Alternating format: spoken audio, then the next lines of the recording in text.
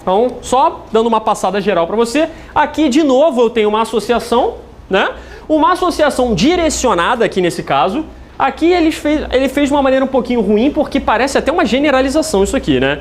Ele deveria estar com uma seta aberta aqui, beleza? Mas essas notações você vai pegar de internet, às vezes eles não seguem 100% ao ml. Mas isso aqui deveria estar com uma setinha aberta em vez de fechada. Aqui a gente tem, ó, uma herança, que o nome do relacionamento é generalização, beleza? Olha lá, setinha sempre apontando para o pai. Eu tenho uma composição e uma agregação, dois tipos de relacionamento todo-parte. Qual que é a diferença, pessoal? Lembra que na composição, a parte não pode existir sem o todo, né? Então, se eu destruir o objeto biblioteca, ele vai destruir todos os livros que estão lá. Só que aqui na agregação, se eu destruir essa biblioteca, os livros continuam existindo. Você falou, Felipe, mas pode ser um ou outro? Depende de como for o seu sistema. Beleza? Se o seu sistema destruir significa tacar fogo na biblioteca, você vai destruir os livros também. Se o seu sistema for trocar a biblioteca de lugar, aí os livros vão continuar existindo. Beleza? Então depende da maneira que você vai implementar. Você vai botar um relacionamento ou outro. E a gente tem aqui interface, né? O conceito de uma interface e uma realização, esse tipo de setinha que você vai colocar. Lembrando que ainda pode ter até autorrelacionamento, tá, pessoal? Olha lá, relacionamento reflexivo ou autorrelacionamento. Tá, então, na SysGram-Rio, eu coloquei isso aqui, na FGV não caiu tanto no passado, a respeito de relacionamentos, de diagrama de classe, mas já caiu tanto na SysGram-Rio, tanto que eu ficaria com um peso na consciência de não colocar um slide aqui para vocês sobre isso. Tá? O que você precisa saber mais ou menos aí na FGV é isso. Tá? Aqui eu botei para vocês 3 slides com as principais características de cada um dos diagramas. Eu estava para fazer um tempão isso aí, mas eu estava sem tempo de fazer isso. Tá? Mas acabou que agora eu consegui parar um diazinho e fiz esse negócio para você. Coloquei a imagem de cada um dos diagramas e algumas palavras-chave aqui. Isso aqui não resolve qualquer questão, pessoal, mas ajuda muito a resolver a maioria das questões. E quando eu digo maioria, você vai resolver pelo menos 80% das questões perguntando qual diagrama é qual, com isso, essa colinha aqui. Tá? Então olha só, diagrama de sequência aqui, ênfase em tempo, já caiu 1 milhão de vezes. Tá? Qual o diagrama que dá ênfase em tempo? Diagrama de comportamental que dá ênfase num tempo. Diagrama de sequência aqui. Outras coisas que já foram ditas é o seguinte: qual o diagrama que tem o conceito de linha de vida e foco de controle? Diagrama de sequência. Beleza? Linha de vida, olha aqui, ó, essa linhazinha pontilhada aqui que vai existir até onde o seu objeto existir. Vai ter um X no final quando ele for destruído. Foco de controle é esse retângulozinho aqui, que é o tempo que o objeto está ativo, tá? Que ele está processando e fazendo alguma coisa. Seu objeto pode estar vivo, mas ele pode não estar fazendo nada, né? Aqui ele estava vivo durante um tempo, 10 horas, mas ele estava fazendo só 2 horas alguma coisa, né? Essa é a ideia aqui. Tá? E a notação que você vê direto, e cuidado com isso, porque isso já derrubou muita gente muitas vezes, tá? É nome do objeto, 2 pontos, o nome da classe. Então você quer representar, por exemplo, aqui um objeto P do tipo classe pessoa. Você vai representar P, 2 pontos, pessoa. Cuidado para não colocar ao contrário, porque muitas vezes pode te confundir aí se você for inverter esse negócio. Tá? Já caiu questão abusando dessa dúvida aí. A gente até fez uma semana, né? Beleza, outro diagrama muito cobrado aqui, diagrama de caso de uso, pessoal. Aspectos externos do sistema. Essa é a frase que virou um mantra e na FGV já cobrou um monte de vezes, tá? Ah, eu quero representar alguns aspectos externos, eu quero mostrar o ponto de vista externo do sistema. Diagrama de caso de uso. Beleza? É o diagrama que tem ator. Tá? Ator pode ser qualquer coisa no teu sistema, pode ser não só software, mas pode ser até hardware também. Beleza? Lembrando que relacionamento entre atores é uma generalização, só pode ser esse. Relacionamento entre ator e caso de uso é sempre uma associação. Relacionamento entre casos de uso a gente tem alguns, né? Generalização, inclusão, quando é um relacionamento de obrigatoriedade, e extensão, quando é um relacionamento de opcionalidade, né? Lembrando, Léo é craque nisso aí, já deu até aula pro cara lá. Hã? No include sempre vai do caso de uso base para o outro caso de uso, né? Na extensão sempre vem na ordem inversa, né? Na extensão você também tem um conceito de extension points, que você vai representar no seu caso de uso quais são os pontos de extensão que você vai atribuir a outro caso de uso, né? Que você vai estender, você precisa dizer no seu caso de uso assim, aonde? Que eu vou estender aonde? No outro caso de uso tal, né? Etc, etc. Beleza? Esses dois aqui, cara, junto com o diagrama de classe, representam uma quantidade muito grande de questões de concurso. Por incrível que pareça, com 5 minutos aqui que a gente falou sobre eles, você mata uma quantidade absurda que você não tem noção a respeito disso, tá? Outros menos cobrados, mas que caem. Diagrama de implantação. Quando você vê um cubo, cara, 99% de certeza de ser um diagrama de implantação que está sendo representado. Cubo tá aqui. Tá? Cubo é um nó. É alguma coisa que faz algum tipo de processamento, ou seja, é alguma coisa física, é hardware, né? Beleza? Então, esse diagrama de implantação ou diagrama de deployment, que às vezes a galera chama, é um diagrama que representa aspectos físicos do teu sistema, tá? Por isso que ele vai representar esses nós aí, que é algum hardware que tem algum poder de processamento. Tranquilo? Vocês vão encontrar muitos desses casos aí. Quando o diagrama fala, qual é o diagrama que representa aspectos físicos do teu sistema? Meu amigo, 99% que vai ser diagrama de implantação. Quando ele mostra também associações de componentes, ainda é mais forte o de implantação? Associação de componente? É muito comum esse diagrama ele ser misturado junto com o diagrama de componentes, né? Então você tem dois diagramas nesse caso. Você bota os nós e você bota os componentes aqui. Aí nesse caso você não pode dizer nem que é um nem que é outro, você diz que é os dois, né? Eu tenho aqui um diagrama de componentes junto de um diagrama de implantação, beleza? Quando eu tenho componente, é o diagrama de componente. Quando eu tenho esse cara aqui, é a implantação. Mas tudo vai depender também do enfoque que o diagrama está dando. Se tu tiver 10 nós e um componente, vamos dizer, vamos ter bom senso, né? O diagrama de implantação que está representando um componente. O contrário, 20 componentes e está mostrando um nozinho, é um diagrama de componente que quis representar um pedaço, um nó, né? É assim. Pessoal, outro campeão de cobrança de diagrama de atividades, né? Fluxograma. A palavra fluxo de controle aí já caiu 1 zilhão de vezes em prova para representar esse cara aí, tá? Basicamente, o que ele é? Ele é um fluxograma com paralelismo. Isso já caiu em prova assim. Qual é o diagrama que representa um fluxograma com características de concorrência? Esse cara aí, né? Então, olha só, ele vai ter conceitos de paralelismo, bifurcação e junção, né? Que a gente está vendo, essas barras aqui representam que eu tenho atividades, né? Na verdade, ações. Cada caixinha dessa a gente chama de ação, né? Sendo executadas aí de maneira paralela, né? Ou seja, esse cara pode estar sendo executado ao mesmo tempo que esse. Já aqui não. Aqui eu tenho o losango, eu represento que ou eu venho para cá ou eu venho para cá. Beleza? Diagrama de máquina de estados, meus amigos. Máquina de estados tem muito a ver com o ciclo de vida de algum objeto específico, tá? A palavra já caiu, ciclo de vida. Qual é o diagrama de ciclo de vida? Já caiu na FGV assim. Tá? Então você vai ver o conceito aqui de estados, transições entre estados, que são os relacionamentos entre os estados, tá? E vai ter o conceito também de eventos, que é alguma coisa acontece que faz o estado ir de A para B, né? Alguma coisa gera uma transição aqui. Isso é muito comum, cai a beça também. Tá aqui o diagrama de componentes que você falou. Basicamente o que tem? Componentes, que você tem essa notação aqui para componente, tá? Repara que aqui dentro do retângulo, o que eu fiz? Eu botei uma anotação que representa um componente, tá? E interfaces, ligando componentes e interfaces. Basicamente é isso que o teu diagrama aí vai representar, tá? Não costuma ser nada muito difícil. Costuma geralmente você saber os relacionamentos aqui que existem dentro de um componente. Por exemplo, repara, ó, eu tenho um componente aqui, uma bolinha. Você sabe que uma bolinha no diagrama é uma interface, né? Eu tenho, ó, um componente, qual relacionamento é esse aqui com a interface? Realização, tá? Ele está implementando essa interface aqui. E esse outro relacionamento aqui, desse componente com essa interface? Dependência. O que eu posso dizer? Ora, Felipe, eu tinha uma interface aqui e esse componente escreveu o comportamento para essa interface. E esse cara usou esse comportamento escrito por esse cara. Ele depende dele. Beleza? Essa é a dinâmica da coisa aqui. Temos o diagrama de perfil, que caiu muito poucas vezes em prova e sempre que ele caiu foi associado à extensibilidade. Tá? Eu quero representar mecanismos de extensibilidade do meu sistema. Eu quero estender outros diagramas dando mais informação. Diagrama de profile ou diagrama de perfil. Ele tem o conceito de metaclasse, de estereótipo, ele trabalha muito com essas coisas, tá? Metadados em geral e mecanismos de extensibilidade. Esse é o cara que você vai usar se você não tiver nenhum outro diagrama e você quiser estender o ML. Legal? Esse é o cara que é utilizado para essa situação. Aqui no estrutura composta, a gente tem mais um diagrama estrutural que ele representa o conceito de colaboração. Lembra que colaboração é esse losango aqui que a gente tem, essa elipse aqui, elipse, né, que a gente tem pontilhada, né? Então aqui dentro a gente tem classes, interfaces e até objetos colaborando juntos para fazer algum grande comportamento. O exemplo que todo mundo usa é dirigindo um táxi, tá? É o exemplo base, porque quase ninguém usa, na verdade, isso aqui, tá?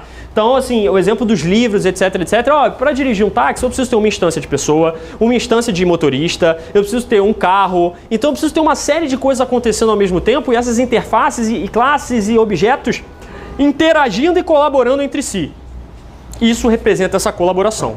E a gente diz que tem o conceito de partes e portas nesse diagrama também. Repara que aqui eu tenho uma parte, que é uma classe, e uma porta, que é um quadradinho menor aqui, ligando ele a outra classe. Tá? Isso é bem usado também. Mais 4 diagramas, a gente tem diagrama de objeto, tá? Chamado de diagrama de instâncias também. Já diversas vezes caiu em concurso associado a diagrama de objetos, o que, pessoal? Ele não tem método, tá? Se você for olhar na internet, você vai achar diagrama de objeto com método, mas se você for olhar historicamente questões de concurso, você vai ver que já foi cobrado na CESP, na FGV inclusive, em outras bancas, ele falando assim, o diagrama de objeto pode ter o quê? Letra A, atributo e método, letra B, atributo, letra C. Geralmente ele pode ter o quê? Atributos só com os seus valores associados a eles. Repara que aqui a gente não tem uma classe. A gente tem a classe cliente, a gente tem uma instância daquela classe que é o Pablo, que é um cliente. Olha lá, com aquela anotação que eu falei para vocês. Objeto, 2 pontos, o nome da classe. Beleza? Então eu estou falando aqui, não estou nem te falando de teoria, eu estou te falando de histórico de concursos passados. Não tem métodos. Beleza? O diagrama de comunicação, pessoal, a gente diz que esse aqui é o irmão, é primo, né, do diagrama de sequência, perdão. Ele é isomorfo ao diagrama de sequência, porque ele pode ser transformado no diagrama de sequência sem perder informação. Qual que é a diferença entre eles? Só 2 coisas que o diagrama de sequência tem que ele não tem. Quais, pessoal? Ciclo de vida. Não, perdão, linha de vida e foco de controle, né? Foi o que eu mostrei aqui para vocês, linha de vida e foco de controle no diagrama de sequência, tá? Única diferença, já foi cobrado muitas vezes em prova isso. Qual a diferença do diagrama de colaboração para de sequência? Tá? Era essa a resposta, linha de vida e foco de controle. Legal, diagrama de pacote, ele vai te mostrar um monte de pastinhas com relacionamentos entre eles, tá? Como isso já caiu de maneira teórica? Qual é o diagrama que representa a agregação de entidades do ML? A agregação você associa de cara a diagrama de pacote, tá? É alguma coisa que está empacotada dentro da outra. O que ele pode empacotar? Qualquer coisa, tá? Qualquer item do ML pode ser empacotado dentro do diagrama. Beleza? Vão existir muitas dependências, se fala muito a respeito de dependências, precisa tomar cuidado para você não criar um ciclo de dependências aqui, tá? Tem um princípio de dependências acíclica para você ter dentro desse diagrama aí. E o diagrama menos cobrado, tá? Cai muito pouco, que é o diagrama de interação geral, que ele é um diagrama de atividade misturado com diagrama de sequência, tá? Já caiu algumas vezes em prova. Você repara que ele é um diagrama de atividades, né? Só que dentro das atividades o maluco resolveu colocar um diagrama de sequência lá dentro. Não acho que é muito bonito, mas tá? É um diagrama que o ML te dá aí para você representar qualquer coisa. Tá bom, Lúcio, vou correr. Olha só, padrões de projeto é outro negócio que é muito cobrado. Tá? Padrões de projeto, olha lá, a gente tem 23 padrões GOF aqui. Regra número 1 é você saber colocar nessas caixinhas aqui cada um desses padrões, tá? Tem algum site na internet lá que tem até um jogo dos padrões de projeto. Você pode puxar as caixinhas aqui e botar cada um deles dentro de uma caixinha. Não me lembro qual é o site aí, você procura, acho que você acha, tá? Lembrando que padrões de projeto são soluções padronizadas para problemas comuns de desenvolvimento do sistema, tá? Então, são soluções que vão independer de tecnologia. Isso aqui, sublinhado, já foi cobrado 1 zilhão de vezes em prova também. Tá? 23 padrões, se você contar, você vai encontrar 24, porque tem o adapter duplicado aqui, releva isso, tá? Releva quando você for considerar esse negócio. Saiba quais são criacionais e quais são estruturais. No mínimo, vá para a prova com essa dívida, tá? Pelo menos isso aqui, o resto você sabe que é comportamental, né? Lembrando que são 5, 7 e 11, tá? 3 números primos aí consecutivos.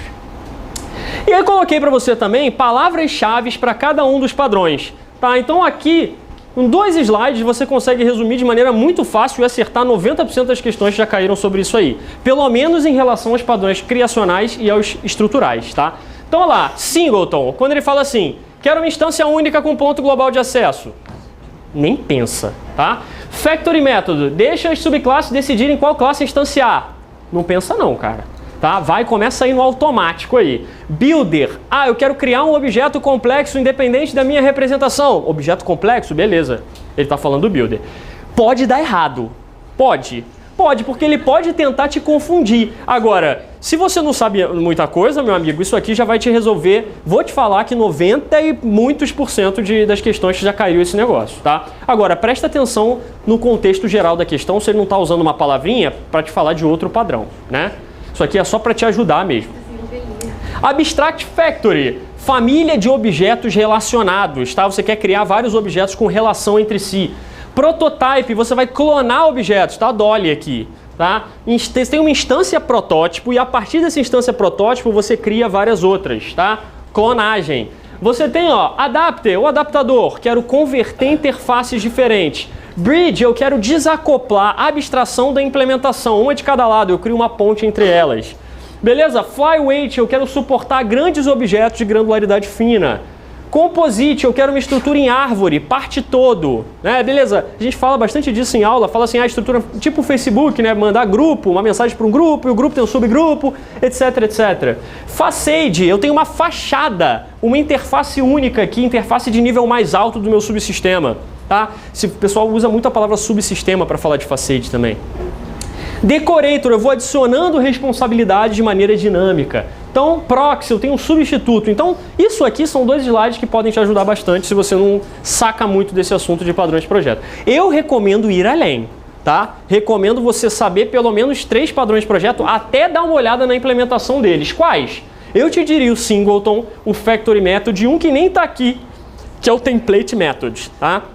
São 3 padrões que eu chutaria que poderiam ser cobrados com código. 2 deles já foram, tá? Que é o Singleton e o Factory Method, em provas passadas aí. Então fiquem de olho nesse negócio. Beleza?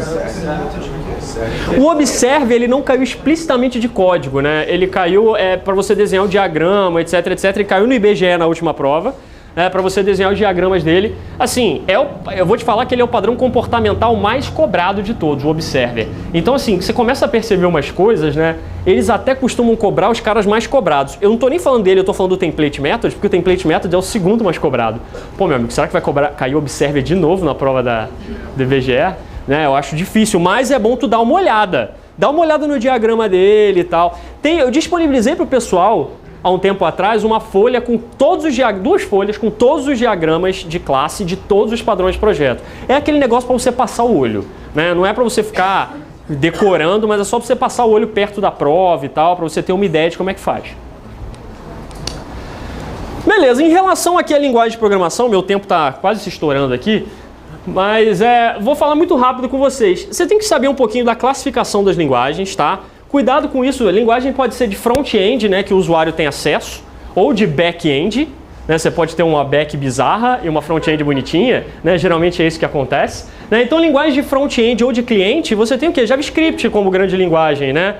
Agora, back-end, qualquer outra linguagem você conhece aí. Java, C#, C++, PHP, Python. Então, assim, que eu vi cair em prova hoje, ele vem associando direto JavaScript à linguagem de front-end. O resto, ele classifica quase sempre como linguagem de back-end, tá? Inclusive Python e linguagens de script que poderiam servir de parte front-end também. Se ela faz os 2, ela é front-end. Perdão, ela é back-end, tá? Desculpa. Tá? Então, se ela faz os 2, ela é back-end, geralmente é essa a classificação. Você já conhece isso aqui, né, de linguagem de alto nível ou de baixo nível, que é a linguagem que cada estrutura de alto nível é convertida em muitas instruções, ou que para cada instrução eu tenho um código de máquina, né? Então nisso aqui tem o processo de compilação de uma para outra, e no processo de compilação eu botei um slide resumido para você com tudo que já caiu disso aí também. Tá? Então aqui a minha compilação tem 2 partes, a análise e a síntese. A análise eu quebro e a síntese eu junto. Para quebrar eu tenho 3 partes. Eu faço análise léxica, sintática e semântica. Para léxica eu quebro e tenho os tokens, palavra-chave que já caiu 1 milhão de vezes relacionado a isso aí. Beleza? E IBGE inclusive já cobrou muitas vezes isso. Começo a montar minha tabela de símbolos também. Passou? Eu quero agora montar minha árvore sintática na análise sintática, que eu também chamo de parsing. Beleza? Eu chamo de scanner também, análise léxica. Depois de tudo, eu quero verificar erro. Aí eu tenho a minha parte da análise semântica aqui e eu completo com praticamente isso. Eu fiquei te devendo aquela resposta, vou olhar ainda. Completo praticamente a parte front-end da compilação, né? A parte front-end, eu estava te mostrando o front-end aqui. A parte front-end é a parte de análise. Beleza? A parte de síntese depois é a parte de back-end. Tranquilo, pessoal? O Java, eu não preciso falar muita coisa, vocês já estão careca de saber, né? Que no Java você tem uma implementação híbrida, porque ele é compilado e interpretado ao mesmo tempo. Você compila uma vez e interpreta várias. Você compila uma vez, você vai usar o Javac, usando esse código aqui, Javac classe 1, beleza? Ponto .java. Depois, para rodar, você vai botar Java, nome da classe, ponto .class, não, só o nome da classe, e vai passar uma série de parâmetros aqui, que esses parâmetros vão parar onde, pessoal? No método main. No método main, que é o método principal da linguagem, que vai entrar aqui os args, os argumentos desse cara. Cada posição, contando a partir do 0, vai ser um elemento, uma string que vai ser que vai vir desses parâmetros aqui, né? Beleza? Então você sabe que tem o conceito da compilação em bytecode, que é .class, e depois eles são interpretados pela JVM, que é a Java Virtual Machine, né? A gente viu bastante disso. Lembra que a gente chegou a ver também um tal de compilador JIT, que ele funciona de um jeito diferente, né? Um Just-in-Time Compiler, que ele faz compilação em tempo de execução de novo, né? Ele compila uma vez em bytecode e depois em tempo de execução ele compila de novo para melhorar a performance do cara, tá? Pode existir isso também. Tô passando rapidaço só para a gente ter uma ideia, tá? Então, ó, esse é o nosso método principal. Lembrando que blocos de código no Java é o que a gente chama de tudo que está entre chaves, perdão. E a gente tem sempre uma ordem de package, definição de package, sequência de imports e nome da classe nessa ordem para vir. Então eu estou na package X, vou importar a classe Y, importar a classe Z, importar a classe W, depois eu defino a minha classe aluno, por exemplo. Beleza? Beleza, lembra das palavras-chave da linguagem? Cuidado para não usar nenhuma delas como nome de variável, pode cair. A FGV adora a questão do tipo, compila ou não compila? Né? Então com isso aqui você já sabe que um monte de questões, se ele cobrar um nome de variável que está aqui nas palavras reservadas, não vai compilar, né? Trouxe aqui para você uma diferença de tipos primitivos de Java para C#, tá? O C# tem bastante mais tipos primitivos e C# está no edital de vocês. Alguns nomes variam, tá? Varia, tá? Bool e Boolean, né? Você tem short igual, int igual, o char deles, se eu não me engano, é char também, né? Você tem um decimal aqui que você não tem no Java, então você tem mais tipos no C# do que você tem no Java. Tá a tabelinha com as diferenças deles aí para você dar uma olhada depois. Tá, trouxe aqui, botei lá no simulado de TI também, tá aqui um comparativo bem mais completo das linguagens, mas tem algumas coisas de sintaxe aqui que você pode olhar, tá? Como é que eu printo no Java e no C#, como é que eu tenho a main no C# não precisa ter parâmetros na main, tá? Ela tem letra maiúscula, M maiúsculo, ela pode ter parâmetros ou não, ela pode até retornar um int, tá? Eu não botei aqui, mas ela pode retornar int ou void. Tá? Tem uma série de coisas um pouquinho diferentes. Como é que eu importo no Java? Import. Como é que eu importo no C#? Using. Né? Então vocês têm umas diferençazinhas. Aqui tem um comparativo geral para você dar aquela revisada antes da prova. E aqui eu botei, só mais para finalizar a nossa parte de Java, tá? Eu botei uma série de itens para chamar a sua atenção aqui de pegadinhas que já caíram na FGV e que podem cair de novo. Tá? Eu até pensei em colocar umas questões aqui, mas eu achei que nosso tempo hoje estava tão corrido que não valia a pena. Era mais blá blá blá mesmo. Tá? Então olha só, cuidado com estruturas de seleção. O que é estrutura de seleção? If, else ou switch case. Tá? Com o que você tem que tomar cuidado, né, Karen? Com cuidados com os ifs aninhados que eles podem aí te pegar. Lembra que o else sempre está associado ao if mais próximo, tá? Se a gente tiver dois ifs aninhados aí, um else, mas de qual é? Né? A gente vê uma questão com aquela indentação estranha, beleza? É sempre o mais próximo. Cuidado com falta de break no switch cases, tá? Se você tira o break, continua executando o case A, B, C, D, E, até chegar a um break ou até você terminar seu switch case.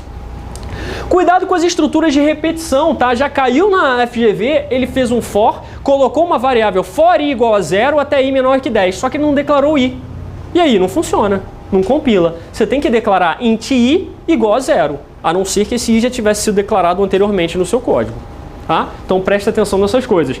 Visibilidade, cuidado com o protected versus o default, tá? O protected lembra, própria classe, filhos e pacote. Default, própria classe e pacote. Tá? Então Então, o protected aí, a gente diria que ele é menos restritivo, restringe menos, deixa mais classes, inclusive classes de filhos que estão em outros pacotes. Tá? E cuidado para você saber que classes têm acesso ou não aos métodos, a FGV já brincou com isso. Ah, tem uma classe X e uma classe Y, estão em pacotes diferentes. Ah, a classe X chama um método da classe Y que é default. Opa, é default? Eu estou em outro pacote? Não posso enxergar, dá erro de compilação. Beleza? Cuidado com a palavra final, pessoal. Final no Java tem 3 significados, né? Para atributo é constante. Para método impede a sobrescrita, né? Ele impede a sobrescrita do método. E para classe, ele impede a extensão da classe. Né? Então a gente tem esses 3 comportamentos diferentes. Interface, você lembra, no Java é sempre público e sempre abstrato. Né? Sempre métodos abstratos. Os métodos vão ser sempre abstratos também. Não tem implementação de código na interface, pessoal, só definição. Isso no Java 8 mudou, mas não tem caído em prova de concurso ainda. Tá? Beleza. Static é de classe e não é de instância. Já vimos isso várias vezes também. Pode existir em método, em variável, até em bloco. Eu posso ter um bloco estático de código também. Construtor, fala aí. Uma variável na interface é estática. Uma variável na interface é estático e é final. Ela é automaticamente final também. Construtor, você lembra, é um método com o nome da classe que não tem tipo de retorno. A gente já tem um construtor, né, geralmente, mesmo sem colocar, mas você pode botar mais, sobrecarga de construtores. Quando eu coloco mais, automaticamente eu deixo de criar aquele padrão que está sendo criado já, que é o construtor sem parâmetros, que é criado automaticamente pela minha JVM. Não é isso? Beleza. Para finalizar a parte de Java, cuidado com os arrays, saiba declarar e inicializar. Sabe, mas o colchete vem antes ou vem depois? Pode ser antes ou pode ser depois. Ah, mas eu tenho um array bidimensional. Tá? Primeiro é linha, depois é coluna. Lembra disso. Ah, mas o colchete vem antes ou depois? Pode vir antes ou pode vir depois. É muito louco, o Java permite tudo. Ele deixa você brincar com esse tipo de coisa. Já no C# não. Tem lá no site lá a diferença de declaração de arrays. Exceção, lembra do finally. Finally sempre executado, mesmo quando tiver um return antes. Né? Teve uma questão pegadinha da FGV disso. Múltiplos catches são permitidos, mas da ordem do mais específico para o mais genérico. Além disso, se liga nesses 2 assuntos que caem menos, mas que podem te derrubar, que é o conceito de coleção, tá? Coleções da linguagem Java, list, collection, query. Lembra que esses caras são interfaces. Agora, ArrayList, TreeMap, TreeSet, Vetor. Ah, isso aqui são classes que implementam essas interfaces aqui. Beleza? Saiba qual implementa qual, tem uma ideia boa disso aí, para não errar a questão. E o JDBC, a ordenzinha, não é fácil, Bernardo, não é? Tem lá, ó, class.forName para eu pegar o driver, driverManager.getConnection para eu pegar a conexão, crio os meus statements, dou um create statements, pego um prepare statement da vida, executo uma query nele e vai retornar um result set. Acabou, moleza. Muito fácil. Só lembrar dessa ordem aí que você mata tudo. O JE, pessoal, não dá muito tempo porque é muito assunto, mas a minha ideia aqui de botar isso aqui era só para depois você dar uma olhada. O que geralmente cai na FGV? Você saber aqui o que tem, o que é cobrado, o que significa cada uma desses caras aqui. Para que significa cada um deles? Ah, para que eu uso o JSP? Para que eu uso o JSF? Ah, o JSF é um framework MVC para criar página. Aí eu vou usar o JTA para quê? JTA é para transações. E o JPA para persistência, mapeamento objeto relacional. Beleza? Então assim, JMS, mensageria, serviço de mensagem do Java. Só com isso aqui, você já vai matar algumas questões. Sabendo um pouquinho mais, tá? As classes, por exemplo, ó, JSF ele tem um conceito de Managed Bean, tá? Ele tem o Face Servlet e ele tem lá o conceito de faceconfig.xml. Você mata mais um percentual muito grande de questões. Tá? Então, se você souber pelo menos os arquivos principais, etc., já dá para ajudar muita coisa. E no final, cara, em sua homenagem, temos o Ajax aqui com o XML HTTP Request, tá? Que você tem que lembrar dele, que ele é o objeto principal do Ajax. Tá? O Ajax pode trabalhar de modo do síncrono a assíncrono, ele é uma coleção de tecnologias, tá? Ele não é uma linguagem, beleza? Ele é uma coleção de tecnologias. Esse é o código base do Ajax. Lembra do status ready state tem que ser 4, tá? Já retornou do servidor. E o status 200 retornou com sucesso. Aí eu executo alguma coisa. E como é que eu pego o meu retorno? Com response text ou com response XML. Beleza? Além disso, Lembra? Para abrir uma conexão, você abre e joga, né? Ridículo, mas você lembra. Legal? Então o objetivo principal do Ajax é atualizar uma página requisitando dados de um servidor sem necessidade de realizar um refresh em toda a página. Tá? Último slide, a gente tem um Android aqui, perdão.